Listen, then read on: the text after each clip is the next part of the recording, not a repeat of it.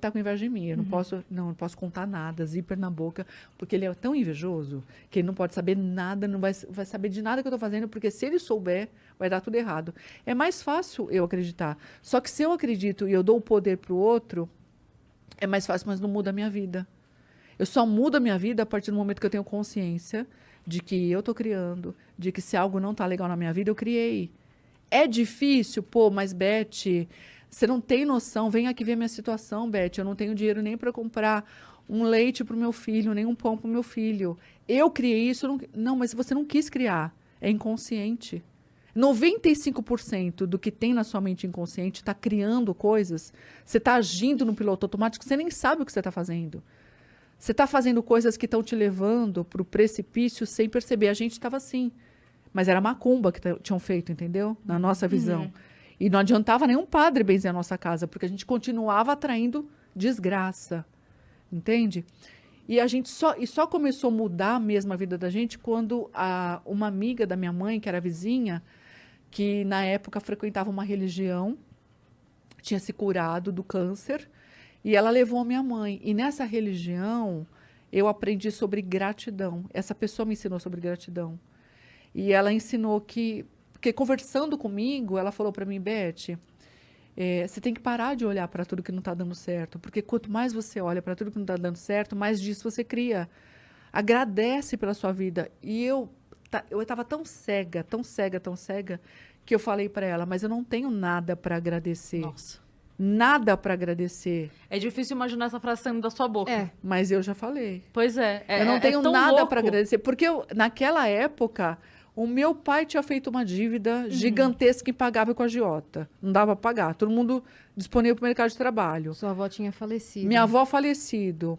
O meu avô estava com enfisema pulmonar. Meu avô fumava. Nossa, ele não parava de fumar, estava com enfisema pulmonar. Meu avô veio morar com a gente. A casa, assim, você entrava na cozinha da minha casa, você não conseguia abrir a cortina de fumaça, assim, que ele fumava o dia inteiro, para você poder enxergar meu avô. E não tinha como. Nossa. Não tinha como, não. Ele tinha que deixar ele fumar, ele emendava um cigarro no outro. Então, ele tava se suicidando pouco a pouco. Era muita coisa ruim acontecendo com a gente.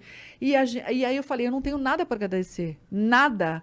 O meu pai é ameaçado de morte pelo agiota. O agiota vai matar meu pai. Porque meu pai não tem como pagar. Nem que a gente volte a trabalhar tudo. Trabalhar um ano, a dívida é muito grande. A minha avó morreu. A minha mãe estava com depressão de cama. O meu avô tem enfisema pulmonar. O meu pai não tem dinheiro. Eu tenho que agradecer o quê? E a minha família está em pé de guerra ainda. A gente só não se matava. A única coisa boa é que a gente estava junto. Sim. Porque era muita briga. Todo dia. Pé de guerra mesmo. E aí ela falou, aí ela me fez acordar. Ela falou, Beth, é por isso que vocês estão passando por tudo isso. Vocês são ingratos, você é ingrata.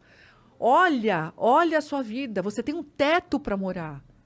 Você não está morando debaixo da ponte, você tem um teto, você tem uma cama para dormir. Quando você deita, agradece o travesseiro, agradece o cobertor. Agradece que você tem uma família, você tem um pai, você tem uma mãe, você está viva. Você já agradeceu porque você está viva? Eu falei assim, olha só, eu cheguei a pensar, não, eu prefiro estar morta. Aliás, eu peço para Deus me levar, porque eu não vejo a hora de dar área desse planeta, porque eu não quero mais viver essa vida, eu não quero. Essa vida está muito pesada para mim, porque estava pesada. Mas aquilo, as palavras dela ficaram, porque foi um choque ouvir isso. Porque eu queria ouvir essa coitadinha mesmo, eu tenho dó de você mesmo. Porque não adianta passar a mão na cabeça de quem está sofrendo, assim. Você tem que mostrar para a pessoa como essa pessoa fez, mostrar o caminho. Sim. E esse agradecer as coisas simples é um exercício que até para começar é muito difícil. Para a pessoa que não tem o hábito da gratidão, ela começar Muito a enxergar... difícil. Mas difícil. Eu mesma, Cris, não enxergava. Eu fazia da boca para fora. Eu comecei a fazer porque eu falei, puxa, se não é por acaso que ela falou isso para mim, eu vou pelo menos experimentar. Porque pelo menos eu sempre fui essa pessoa, eu sempre fui buscadora. Eu falei, tá, eu vou experimentar. Então eu acordava, aí eu agradecia que o sol tá lá, eu agradeço o sol. Mas era tudo da boca para fora. Agradeço porque a cama, agradeço o travesseiro, agradeço ter uma coberta. Aí Aí o interessante é que eu comecei a perceber as coisas que eu tinha que eu não percebia. Aí, antes eu reclamava... Nossa, eu falo tanto isso nos stories, Beth. Eu falo, faça. Só começa. Começa a fazer. Eu falo assim, ó, escolhe 3 coisas. Isso. Acorde e agradece 3 coisas que você pensar. No começo é difícil achar as 3 coisas. É muito difícil. E daí eu só falo assim, tenta no dia seguinte acrescentar uma. Isso. Agradece aquelas 3 e mais uma que você conseguir. Vai aumentando uma por dia. Quando você vê, você já tá olhando tudo. Você agradece até por se atrasar. Quando você percebe, Não é? quando você faz isso, você muda o seu olhar Essa semana, da vida. a minha mãe e minha irmã estavam saindo pra resolver um negócio. E aí a minha irmã foi ligar o carro de manhã, tava faltando aquele combustível da frente, sabe? Que a gente esquece de botar, né? Aí ela, aí teve que sair e tal, não sei o que, enfim, se atrasaram. Resolveram desmarcar o compromisso, marcar pra outro dia. Aí eu liguei pra minha mãe e falei, cara, mas se ele for, ela falou, a gente se atrasou. Daí ela falou, mas vai saber do que Deus tava livrando a gente. Então, graças a Deus... Falei, cara, é isso, sabe? Quando você entende, até pelo que dá errado, você agradece. Fala assim, obrigado de que eu me atrasei, obrigado que eu não cheguei. E se a gente vê as histórias de tragédias, de avião que caiu, quantas pessoas se livraram, não estavam no avião no momento da queda, porque o sapato apertou, porque se machucou, porque pegou muito trânsito. De setembro, tem várias histórias assim. Tem várias histórias assim. Então a gente não sabe, a gente tem que. O hábito de agradecer muda a sua vibração interna. E aí eu comecei a agradecer por tudo. Eu comecei a agradecer. Antes eu reclamava porque a máquina de lavar só centrifugava, não lavava. Aí eu comecei a agradecer, puxa, ela centrifuga, olha só, a roupa seca mais rápido no varal. Antes eu reclamava porque não tinha sabão em pó. Aí eu comecei a agradecer porque tinha sabão em pedra, tinha sabão, tinha algum sabão. Antes eu reclamava porque tinha louça para lavar. Aí eu agradecia porque tem louça porque a gente comeu, graças a Deus a gente comeu. Aí reclamava porque só tinha arroz com banana. Eu comecei a agradecer, graças a Deus tem arroz com banana. Então eu fui agradecendo e no começo essa gratidão era só da boca para fora, eu não sentia gratidão. Eu só estava fazendo exercício.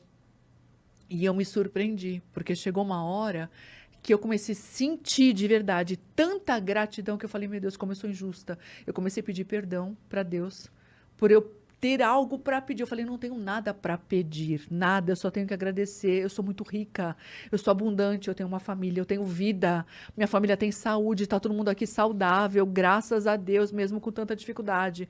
E eu comecei a sentir tanta gratidão até pelo agiota, que antes eu pedia para Deus matar o agiota, tá? Já cheguei a pedir. Deus, leva esse agiota embora, por favor, Deus, leva ele embora, esse homem vai acabar com meu pai.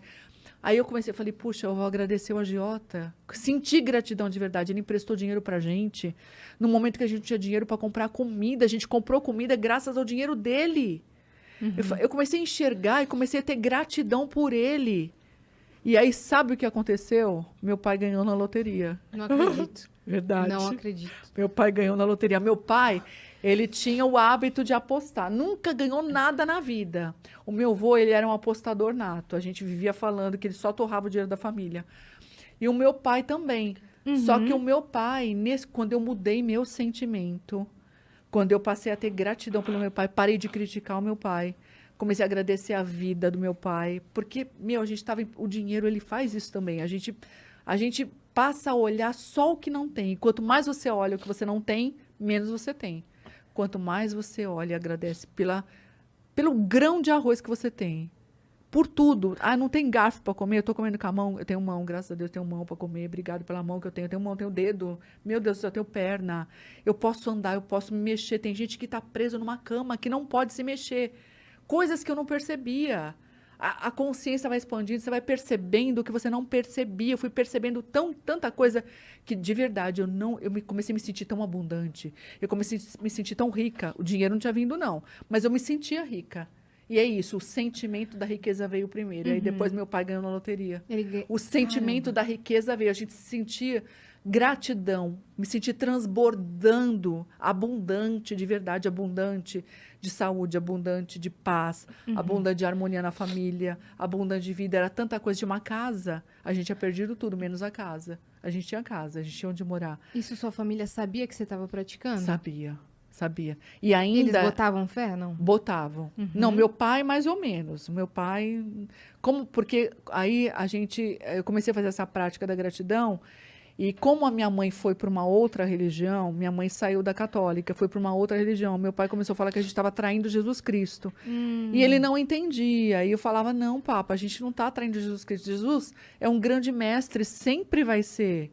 Inclusive, uma das coisas que eu mais amo e que mais me conectou com o Ho'oponopono é justamente que o Ho'oponopono é a prática de tudo que Jesus ensinou quando ele passou por aqui. Tudo. Né? O Ho'oponopono, ele faz as curas através de você abençoar tudo e todos. Através de você assumir a responsabilidade. Sinto muito. Você assume a responsabilidade por tudo que está te acontecendo, como Jesus fazia. Quando ele estava lá nas multidões, ele curava alguém e a pessoa se ajoelhava, falava, Jesus, gratidão, gratidão, você me curou. Ele falava, não, levanta, a sua fé te curou. Não fui eu, foi a sua fé. Porque muitas pessoas não eram curadas? Só eram curados aqueles que tinham fé, aqueles que acreditavam. Ele sempre deixou muito claro, o poder é seu, não é meu. A responsabilidade e aí é parece que é uma sua. punição, né? Parece tipo assim, eu só curo se você for do clubinho. Não, é porque não sou eu. Não é. Tá em você você. você Tá não em tem você. o poder, é de cada um. O poder está em mim. Eu acredito, eu tenho fé, vai acontecer a mágica comigo. E também o perdão, o ato de perdoar, como ele deixou, ele foi um mestre que ensinou muito perdão. Quando naquela passagem que iam apedrejar a adúltera, que ele pegou, ele não era aquele cara que batia de frente, ele era aquele cara que ele ensinava, fazendo a pessoa pensar. É. Ah, vocês querem apedrejar? Então tá, pode apedrejar. Mas atira a primeira pedra quem nunca pecou. Se tem alguém aqui que nunca errou, pode tacar. Ninguém tacava. Quem nunca errou na vida?